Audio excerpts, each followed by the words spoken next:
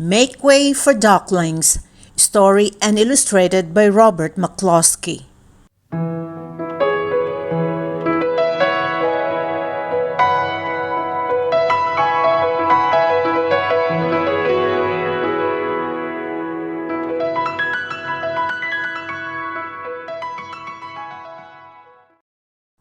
Mr. and Mrs. Mullard were looking for a place to live, but every time Mr. Mullard saw what looked like a nice place, Mrs. Mullard said it was no good.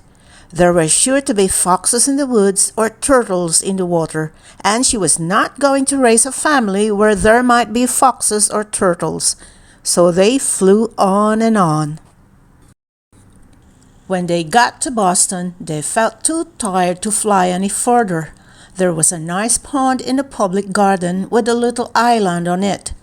The very place to spend the night, quacked Mr. Mullard, so down they flopped. Next morning, they fished for their breakfast in the mud at the bottom of the pond, but they didn't find much. Just as they were getting ready to start on their way, a strange, enormous bird came by. It was pushing a boat full of people, and there was a man sitting on its back. "Good morning," quacked Mr. Mullard, being polite. The big bird was too proud to answer. But the people on the boat threw peanuts into the water, so the Mullards followed them all round the pond and got another breakfast, better than the first. "I like this place," said Mrs. Mullard as they climbed out on the bank and waddled along. "Why don't we build a nest and raise our ducklings right in this pond?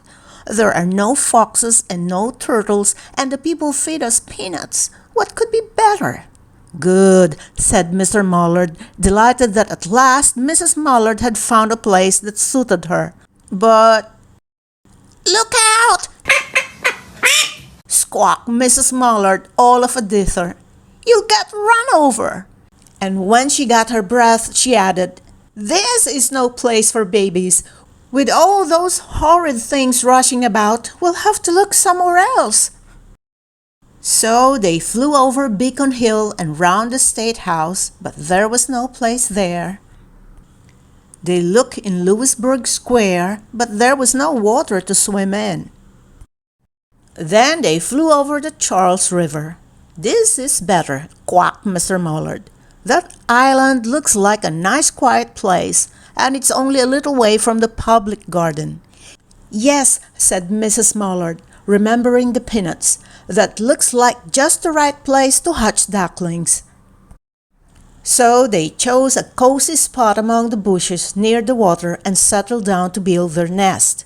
And only just in time, for now they were beginning to molt. All their old wing feathers started to drop out, and they would not be able to fly again until the new ones grew in. But of course they could swim, and one day they swam over to the park on the riverbank, and there they met a policeman called Michael. Michael fed them peanuts, and after that the Mullards called on Michael every day. After Mrs. Mullard had laid 8 eggs in the nest, she couldn't go to visit Michael anymore because she had to sit on the eggs to keep them warm. She moved off the nest only to get a drink of water, or to have her lunch, or to count the eggs and make sure they were all there.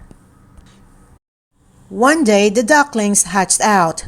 First came Jack, then Cack, and then Lack, then Mack and Knack, and Whack, and Pack, and Quack.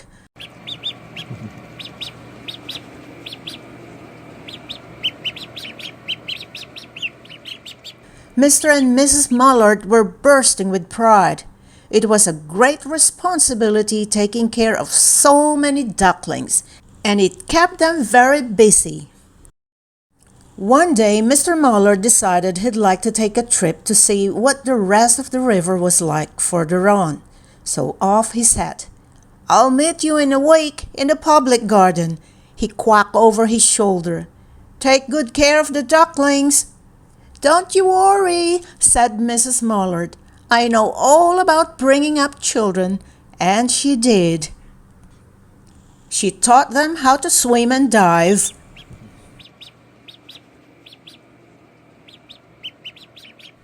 She taught them to walk in a line, to come when they were called, and to keep a safe distance from bikes and scooters and other things with wheels. When at last she felt perfectly satisfied with them, she said one morning, "Come along, children, follow me." Before you could wink an eyelash, Jack, Cack, Lack, Mack, Knack, Quack, Pack, and Quack fell into line, just as they had been taught. Mrs. Mullard led the way into the water, and they swam behind her to the opposite bank. There they waded ashore and waddled along till they came to the highway.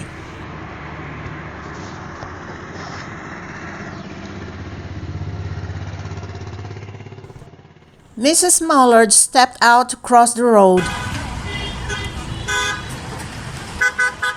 Went the horns on the speeding cars. Went Mrs. Mullard as she tumbled back again.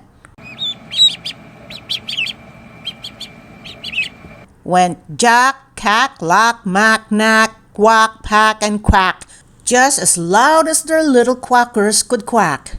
The cars kept speeding by and honking, and Mrs. Mullard and the ducklings kept right on quack, quack, quacking.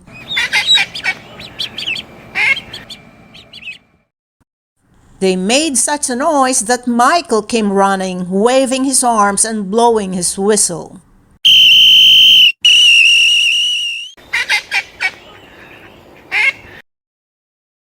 He planted himself in the center of the road, raised one hand to stop the traffic, and then beckoned with the other, the way policemen do for Mrs. Mullard to cross over.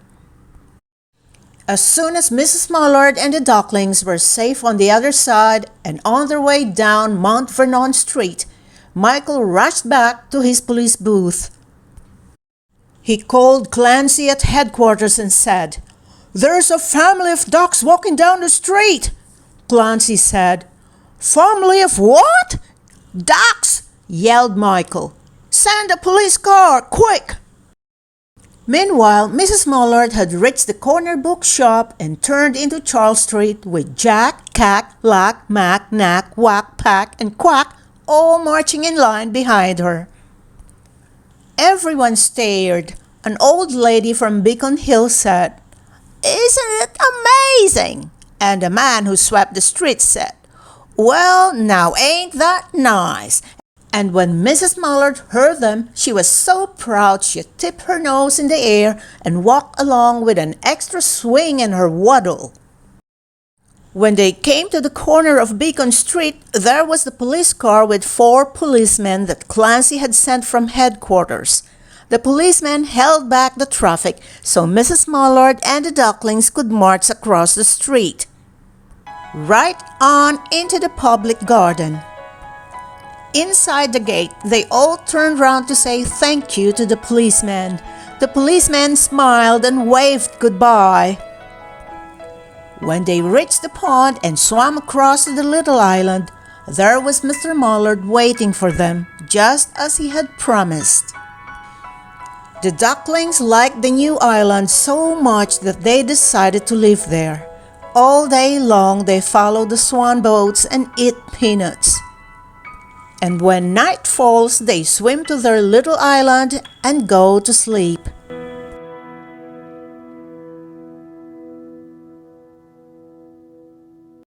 Hi, if you like this video, please give this a like and hit the subscribe button and click the bell icon to get notified whenever I release a new video.